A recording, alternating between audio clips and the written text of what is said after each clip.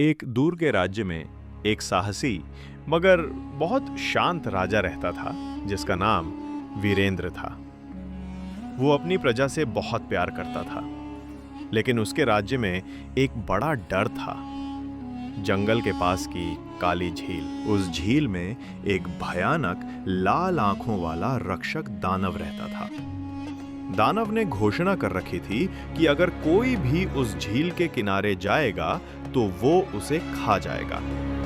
यही नहीं, झील के पानी में एक विशाल मगरमच्छ भी रहता था जिसे दानव ने जादू से पाल रखा था।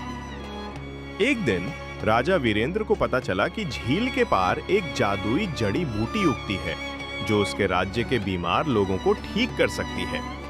राजा ने फैसला किया कि वो खुद जाएगा। राजा वीरेंद्र ने अपना घोड़ा लिया और काली झील की ओर चल पड़ा। जब वो झील के किनारे पहुंचा तो वहां की हवा बहुत ठंडी और रहस्यमयी थी।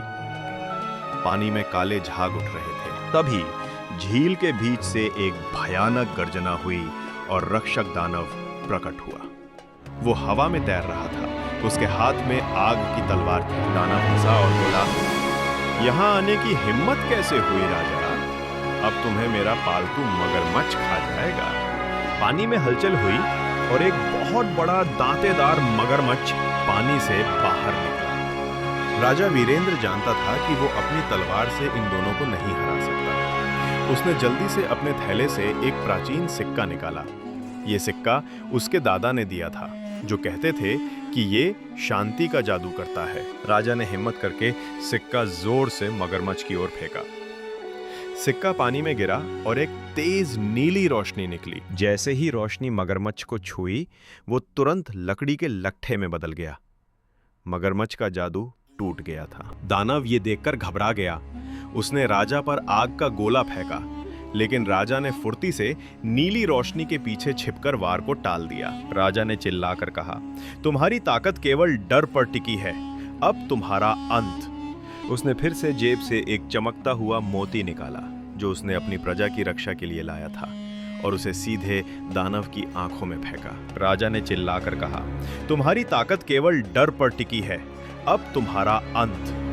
उसने फिर से जेब से एक चमकता हुआ मोती निकाला जो उसने अपनी प्रजा की रक्षा के लिए लाया था, और उसे सीधे दानव की आंखों में फेंका। मोती दानव के माथे पर लगा। वो दर्द से चीखा और उसी क्षण उसका शरीर धुएं में बदलने लगा। दानव का जादू खत्म हो गया था। झील का पानी साफ और शांत हो गया। राजा वीरेंद्र ने बिना किसी डर के झील पार की, जादुई जड़ी बूटी तोड़ी और उसे लेकर अपने राज्य वापस आ गया।